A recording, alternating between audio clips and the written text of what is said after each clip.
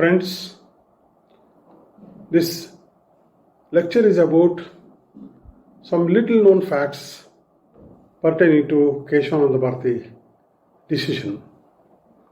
Even after nearly 50 years, Kesavananda Bharati case continues to fascinate the students of the constitutional law in India and abroad.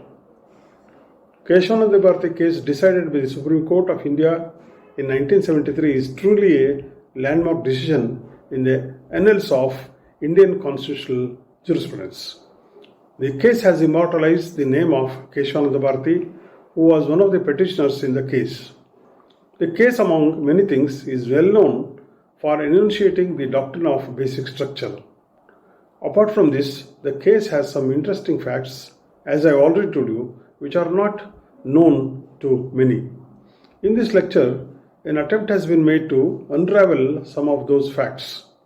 Sri Kesavananda Bharati was the head of Ednir Mutt in Kasaragod district of Kerala state.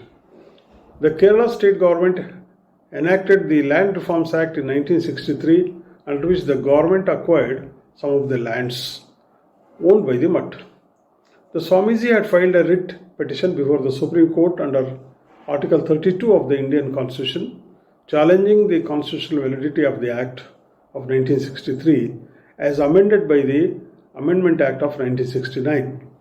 His challenge was against the compulsory acquisition of Mutt's land under the Act by the Kerala government as a violation of Articles 25, 26 and 31 of the Indian Constitution.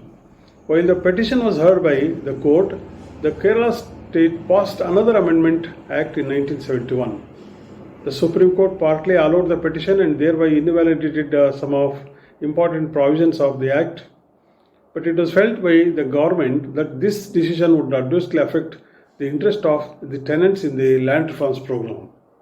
In order to immunize the acts from any challenge in the court, the Parliament passed the 29th Amendment Act in 1972 and inserted the two Land Reforms Act passed by the Kerala state in 1969 and 1971 in the 9th schedule to the Constitution.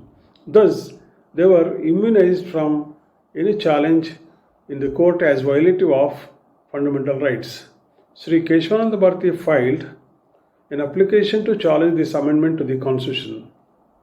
Actually, the Kesavananda Bharati case involved many other issues. It was the culmination of a serious conflict between the judiciary and the government headed by Mrs. Indira Gandhi. In 1967, the Supreme Court had held in a Golaknath case that the Parliament could not amend or alter the fundamental rights guaranteed by the Constitution. Enraged by this verdict, the Parliament had passed a series of amendments to the Constitution to overturn the Golaknath case judgment. That is, the amendments are 24th and 25th, 29th amendments to the Constitution, and they were passed to gain its supremacy by the Parliament and to nullify the Golaknath decision. These amendments gave the Parliament the power to amend and even to abolish the fundamental rights. All the three amendments were challenged by Kesavananda Bharati, two former Indian rulers, and some sugar, coal and mining companies. They filed in all 6 writ petitions and there were 20 interveners. The court considered, among other things, 2 basic questions. Firstly, what is the scope of amending power of the Parliament? Secondly, what is the significance of judicial review in constitutional amendments?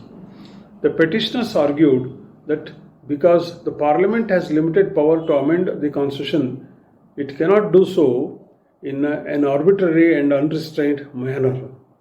Sri Nani Palkhiwala, who led the arguments on behalf of the petitioner, was initially reluctant to appear in the case as it was obvious that the case would take long time. However, he was persuaded to appear on behalf of the petitioners and lead the arguments. The opposite side was led by well-known constitutional lawyer Sri H.M. Roy. Sri Palkhiwala argued for 31 days and Sirwai argued for 21 days. The case was heard by the largest bench of 13 judges presided over by Justice S.M. Sikri, the Chief Justice of India. The case took 6 months to conclude.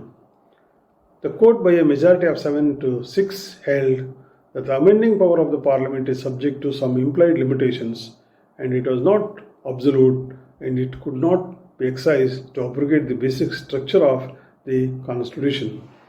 In exercise of its amending power, the Parliament could amend any fundamental rights subject to the doctrine of basic structure.